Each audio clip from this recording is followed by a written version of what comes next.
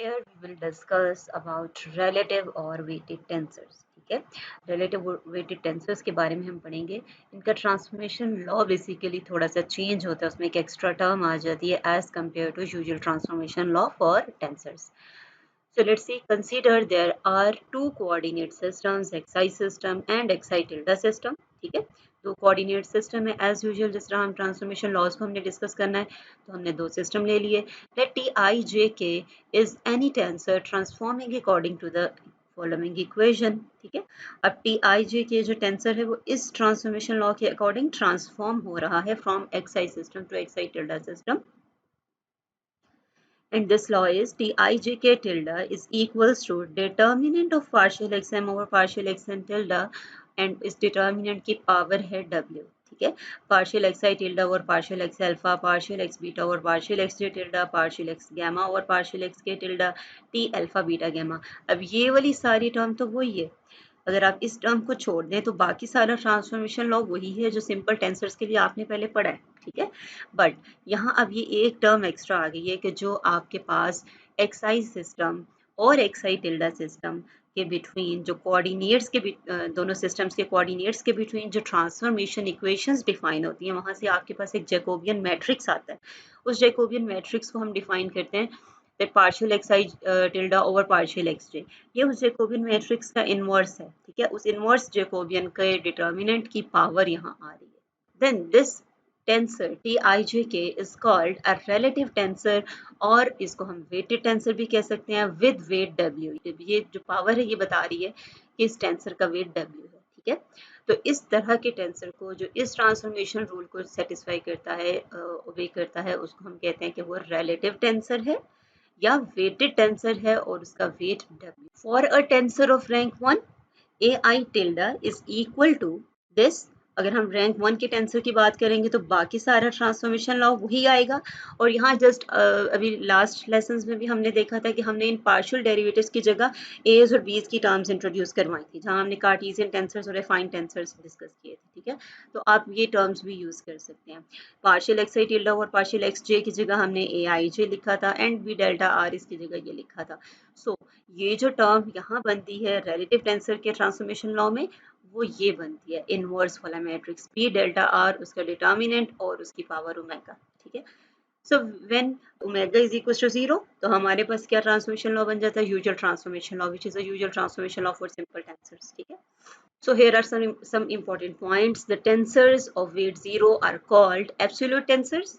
जो वेट 0 के टेंसर्स हैं जिनको हम कह देंगे पावर में 0 आ जाएगा तो वो टर्म खत्म हो जाएगी, वो 1 हो जाएगी, तो आपके पास सिंपल वही ट्रांसफॉर्मेशन रूल आ जाएगा जो सिंपल आपने पहले टेंसर्स के लिए पढ़ा है. ठीक है, तो उन टेंसर्स को हम कहते हैं absolute tensors. Relative tensors of order 1 and 0 are called respectively the relative vectors and relative invariants. जैसे टेंसर ऑफ रैंक 1 और वेक्टर सेम है और जो स्केलर्स हैं उनके लिए आप इन्वेरिएंट का वर्ड यूज करते हैं, तो सेम आप रिलेटिव टेंसर्स में भी यही टर्म्स यूज कर सकते हैं. Relative tensors of weight 1 are also called tensor densities. ठीक है, ये एक एक्स्ट्रा टर्म है जो relative tensor of weight 1 के लिए यूज होती है, उनको tensor densities भी कहते हैं. While relative tensors of weight -1 are called pseudo tensors. ठीक है, the operations of addition, multiplication and etc. all these operations for relative tensors are similar to absolute tensors. जो कॉन्सेप्ट्स आपने एडिशन और multiplication के लिए पढ़े थे, टेंसर्स के एडिशन और मल्टीप्लिकेशन के लिए, वो सेम है रिलेटिव टेंसर्स के लिए भी. ठीक है, आप दो रिलेटिव टेंसर्स को कब ऐड कर सकते हैं? जब वो सेम टाइप के हैं, सेम रैंक के हैं. आप दो रिलेटिव टेंसर्स का आउटर प्रोडक्ट भी ले सकते हैं, उनका इनर प्रोडक्ट भी ले सकते हैं और एक रिलेटिव टेंसर के अंदर कॉन्ट्रैक्शन भी कर सकते हैं. Here are some examples of relative tensors. ठीक है, हम बहुत डिटेल में इसको प्रूव नहीं कर रहे कि रिलेटिव टेंसर के टेंसर है तो उसका ये ट्रांसफॉर्मेशन लॉ आपने प्रूव करना है. आपने जस्ट ये इसके यहाँ पर ये एग्जांपल्स हैं, कुछ इनको देख लें. The covariant permutation symbol epsilon ijk is a relative tensor of weight -1 and the contravariant permutation symbol epsilon ijk is a relative tensor of weight +1. And moreover, the Kronecker deltas are absolute tensors. Kronecker deltas जो है वो relative tensors नहीं है, वो absolute tensors हैं.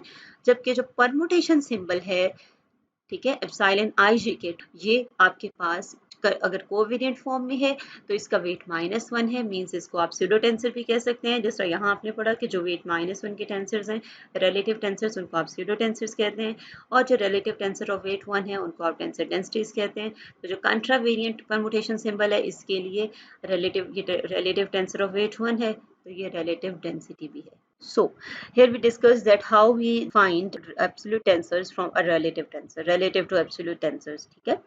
It is important to note that if we know an invariant of weight 1, अगर हमारे पास एक invariant term है उसका weight 1 है, then we can immediately turn any relative tensor into an absolute tensor, ठीक है? Just कुछ mathematical manipulations के बाद हम एक absolute tensor define कर सकते हैं using any relative tensor, unless कि हमारे पास एक term हो जो invariant हो और उसका weight 1 हो. For this, suppose that the quantity k is an invariant of weight 1 and that Tijk is a relative tensor of weight w. ठीक है? अब हम प्रोसीड कैसे करेंगे कि हमने सपोज कर लिया कि k हमारे पास एक इन्वेरिएंट है और उसका वेट 1 है, और Tij एक रिलेटिव टेंसर है जिसका वेट w है, तो इसको हम कन्वर्ट करेंगे किसी एब्सोल्यूट टेंसर में। So consider the transformation law for k का वेट 1 है और k इन्वेरिएंट है। अगर सिंपल आप कहें कि इन्वेरिएंट है तो k is equal to k tilde आना चाहिए, but here k is a relative invariant, उसका वेट 1 है, तो यहाँ एक टर्म आ जाएगी साथ इसके गैमा, फिर गैमा वही है जो हमारे पास वो डिटर्मिनेंट था b डेल्टा r, और उसकी कोई पावर आती है, यहाँ गैमा का k का वेट 1 है, उसकी पावर 1 आएगी, तो हमने इस डिटर्मिनेंट को सिंपली गैमा का नाम दे दिया, ठीक है? तो k tilde is equal to gamma k, और इस इक्वेशन के दोनों साइड्स पे अगर आप पावर ले लें w, तो आपके पास आ जाएगा k tilde raised to power w is equals to gamma raised to power w and k raised to power w, ठीक है? अब ये वो टेंसर वाला इंडेक्स नहीं है, पावर और इंडेक्स को डिफरेंशिएट आपने रखना है, आप यहाँ ब्रैकेट की नोटेशन भी यूज कर सकते हैं। So next consider the transformation law for the relative tensor of order w which is Tijk. So Tijk tilde is equals to gamma raised to power w a I alpha b beta j b gamma k and t alpha beta gamma. हमने basically यहाँ जो gamma raise to power w है इसको ख़त्म करना है, ठीक है? कि यहाँ कोई भी टर्म आ जाए लेकिन यहाँ से ये जो gamma की पावर w है ये ख़त्म हो जाए, सो दैट ये एब्सोल्यूट टेंसर बन जाए जिसका वेट 0 है। देखिए आप इस इक्वेशन को इसके साथ डिवाइड कर देंगे तो आपके पास यहाँ क्या आ जाएगा, k raise to power k tilde raise to power -w and this tensor, ठीक है? And gamma raise to power -w, gamma raise to power w, और ये सारी ट्रांसफॉर्मेशन कोएफिशिएंट्स वाली term as it is, t alpha beta gamma के साथ आ जाएगा k raise to power -w, ठीक है? अब ये जो टर्म है ये तो जस्ट एक स्केलर नंबर है और ये भी एक स्केलर की पावर है, ठीक है? और यहाँ से गैमा जो है वो डिटर्मिनेंट जो उसका टेंसर का वेट डिफाइन कर रहा था वो टर्म कैंसिल आउट हो जाएगी। सो ये हमारे पास एक नया टेंसर आ गया है जिसका ये ट्रांसफॉर्मेशन लॉ है, और ये एक एब्सोल्यूट टेंसर है जिसका वेट 0 है। तो यही हमने करना था कि हमने एक रिलेटिव टेंसर से एक एब्सोल्यूट टेंसर डिफाइन किया using an invariant of weight 1. Prove that the outer and inner product of a relative covariant vector of weight m and a relative contravariant vector of weight w is a relative scalar of weight m plus w. ये हमने prove करना है, ठीक है? कि एक relative covariant vector है उसका वेट m है और एक रिलेटिव कंट्रावेरिएंट वेक्टर है जिसका वेट w है, तो उन दोनों का जो आउटर और इनर प्रोडक्ट आते हैं उनके जो वेट्स हैं वो m plus w आते हैं। So consider a relative covariant tensor of weight m, तो उसके लिए ट्रांसफॉर्मेशन लॉ ये आ जाएगा, ठीक है? a alpha is equal to this, यहाँ वो जो इनवर्स डेटा जैकोबियन है उसके डिटर्मिनेंट की पावर m आ जाएगी, m बाकी ट्रांसफॉर्मेशन लॉ सेम रहेगा, and a relative contravariant tensor of weight w as this, ठीक है? अब इन दोनों टेंसर्स का जब हम आउटर प्रोडक्ट लेंगे तो उसमें इंडिसेस दोनों के डिफरेंट होते हैं, ठीक है? a अल्फा b गैमा, और सिंपली यहाँ दोनों के ट्रांसफॉर्मेशन लॉज को आपने मल्टीप्लाई कर दिया तो ऑब्वियसली ये जो स्टार्ट वाली टर्म्स हैं ये दोनों सेम हैं, पार्शियल एक्स आई और partial x tilde raise to power m, determinant और एक नंबर आएगा डिटर्मिनेंट कोई भी स्केलर, और यहाँ भी एक नंबर है उसकी पावर w है, तो ये दोनों ऐड हो जाएंगी पावर्स। तो यहाँ पर आपके पास आउटर प्रोडक्ट के लिए जो ट्रांसफॉर्मेशन लॉ है, आउटर प्रोडक्ट जो है उसका वेट क्या आ जाएगा, m plus w. The inner product is a contraction of outer product, तो यहाँ पर आप अल्फा अल्फा कर दें, इंडिसेस को कॉन्ट्रैक्ट कर दें, तो यहाँ इस साइड पर भी आप गैमा की जगह अल्फा कर देंगे लेकिन वेट में कोई फर्क नहीं पड़ेगा, ठीक है? वेट उसका वही रहेगा। So both inner and outer products are relative tensors of weight m plus w। ठीक है, तो इनर और आउटर प्रोडक्ट के ट्रांसफॉर्मेशन लॉज भी बता रहे हैं कि ये रिलेटिव टेंसर्स हैं again.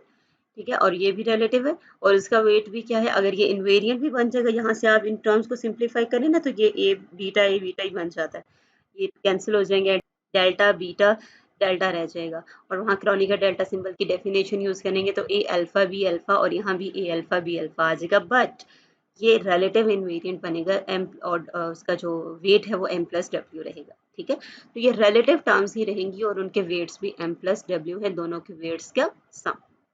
So next question is, if all the components of a relative tensor vanish in one system, show that they vanish in every other system। ये चीज हम पहले simple tensors के लिए prove कर चुके हैं। So let's see, let there are two systems, two coordinate systems, xi system and xi tilde system। Also consider a tensor aij। ठीक है, contravariant tensor है और order 2 है उसका, such that aij is equals to 0 in xi system। we have to show that aij tilde is equals to 0 in xi tilde system। ठीक है, तो aij के लिए ट्रांसफॉर्मेशन लॉ लिखें तो एक ये रिलेटिव टेंसर है वेट w का, तो उसके लिए ये ट्रांसफॉर्मेशन लॉ आ जाएगा, but we know that a alpha beta is equals to 0। ठीक है, सारे a अल्फा बीटा 0 हैं, तो जो भी वेरिएशन आप देते जाएंगे हर टर्म 0 और 0 ही आती जाएगी, तो आपके पास एट द एंड क्या आ जाएगा, aij tilde is equals to 0।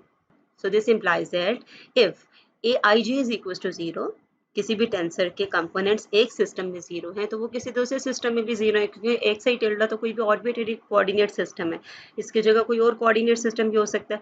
सो हमने ये प्रूव करना था कि अगर एक रिलेटिव टेंसर है उसके कंपोनेंट्स एक कोऑर्डिनेट सिस्टम में 0 है तो वो किसी और कोऑर्डिनेट सिस्टम में भी 0 है, तो ये हमने प्रूव कर दिया। ठीक है।